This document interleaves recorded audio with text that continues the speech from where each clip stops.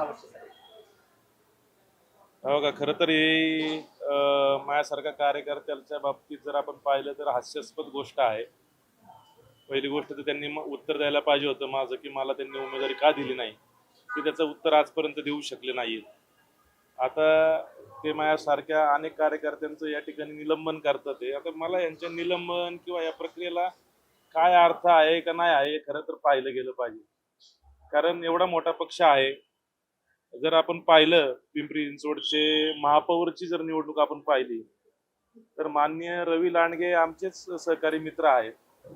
ते काही दिवसापूर्वी कुठल्या पक्षामध्ये होते आणि काल त्यांना आपण भाजपमध्ये प्रवेश करून आज त्यांना महापौर केलेला आहे.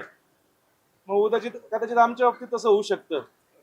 त्यामुळं असं काय हे नाहीये, कारण एक उगाच फक्त केवळ त्या कार्यकर्त्यांना छेडायचं, त्यांना असं दाखवायचं की आम्ही तुमचा अपमान करतोय, तुमचं निलंबन करतोय, हे खालच्या थराचं राजकारण चाललंय. मला वाटतं की याचे कधी ना कधी त्यांना प्रायश्चित्त जे कोण करतंय त्यांना भोगावं लागेल. परंतु तुम्ही आता पक्षात नाही आहात, सर्वांना माहिती आहे की तुम्ही राष्ट्रवादी पक्ष जॉईन केला, तरी सुद्धा पक्षातून हकालपट्टी केल्याचं दाखवलंय. आपण 6 वर्षाचं निलंबन दाखवलंय. बघा, निलंबनाचा माझ्याकडे तर एक असा विषय आहे. आता आपण सर्व पत्रकार बंधू या ठिकाणी आहे, महापालिकेच्या पायरीवरतून मी या ठिकाणी बोलतोय. मी जर तो विषय जर वरिष्ठांपुढे, भारतीय जनता पक्षाचे वरिष्ठ नेते जे काही केंद्रातले आहेत त्यांच्यापाशी जर मांडला, तर केंद्रातल्या एका मंत्र्याची निश्चितपणे निलंबन या भारतीय जनता पक्षातून होऊ शकतं, सत्तेतून होऊ शकतं. योग्य वेळी तो विषय मी सांगेल. त्यामुळे कृपया, आम्ही आता शांत बसलोय, आम्ही आता निवडून आलोय, आता आम्हाला जनतेची सेवा करायची आहे.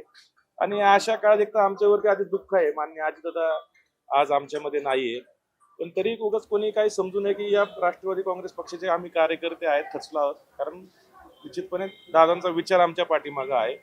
त्यामुळे आता आम्ही आमचं काम करतोय, तर आज काम करताना कुठल्याही कार्यकर्त्याला छेडू नका, त्याला अपमानास्पद वागेल असं काही शब्द वापरून, हकलपट्टी, निलंबन असले शब्द वापरून, कारण त्या कार्यकर्त्यांनी तुमच्या पक्षवाढीसाठी इथून पूर्वीच्या काळामध्ये काम केलं आहे याचं तरी भान त्या पक्षातल्या नेत्यांनी ठेवावं, एवढीच विनंती आहे.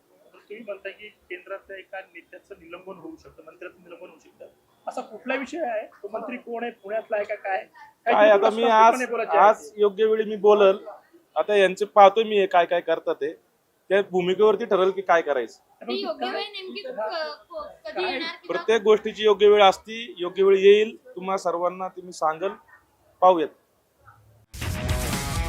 तुमची car, electric panel, data server आगीपासून सुरक्षित आहे का? नाही? मग आजच बसवा F protect temperature activated fire suppression device. यामध्ये आहे eco friendly non toxic pressurised liquid, जे आग लागल्यास क्षणार्धात ऍक्टिव्हेट होऊन आगीवरती मिळवते नियंत्रण. बसवण्यास अतिशय सोपे आणि सुटसुटीत. टेकालिपचे एक दर्जेदार उत्पादन एफ प्रोटेक्ट.